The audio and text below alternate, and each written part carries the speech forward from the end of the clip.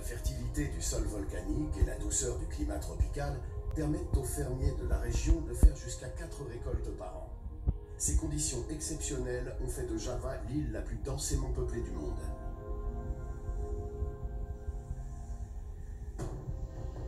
À l'aube, les pentes du Bromo se couvrent d'une épaisse couche de brouillard.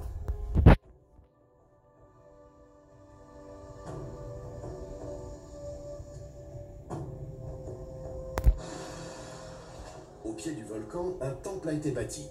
Il sert de point de départ à un pèlerinage. Chaque année, lors de la fête du Kasada, les fidèles se rassemblent par milliers au bord du cratère pour faire des offrandes.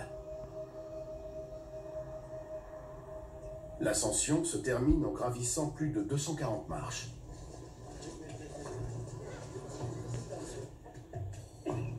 Au sommet, les pèlerins sont attendus par les plus pauvres parmi les pauvres. Ils ont déjà pris place dans le cratère pour récupérer les offrandes.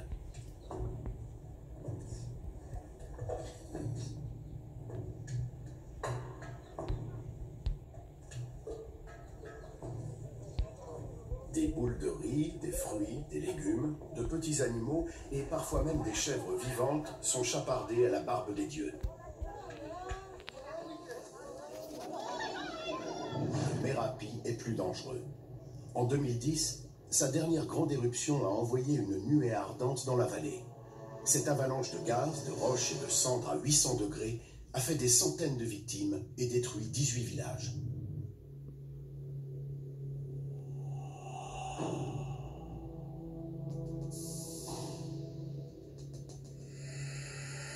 Dans son sillage, tout a été recouvert d'une couche de cendres d'1 centimètre. À leur retour, les 300 000 personnes évacuées ont découvert un spectacle de désolation. Toute vie avait disparu.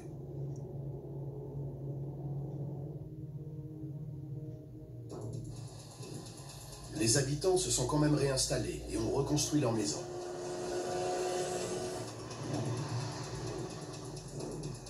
La boue volcanique des rivières et des ruisseaux leur a servi de matériau.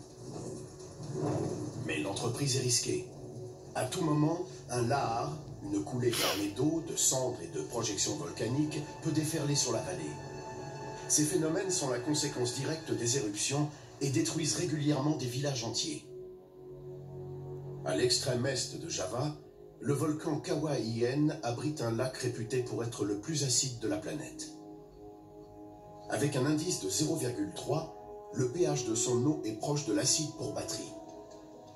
Sur la rive sud-est du lac, la Solfatare la plus active du monde dégage des gaz dont les températures peuvent atteindre 450 degrés.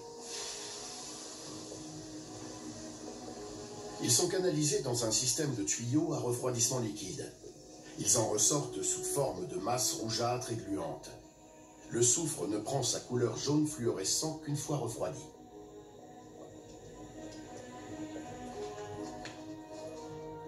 Sept jours sur 7, des mineurs mettent leur vie et leur santé en péril.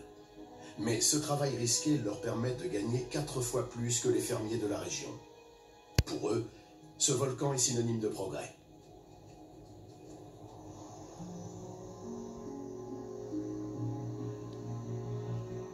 A l'inverse, en Papouasie-Nouvelle-Guinée, un volcan a renvoyé les habitants de la presqu'île de Matupit à l'âge de pierre.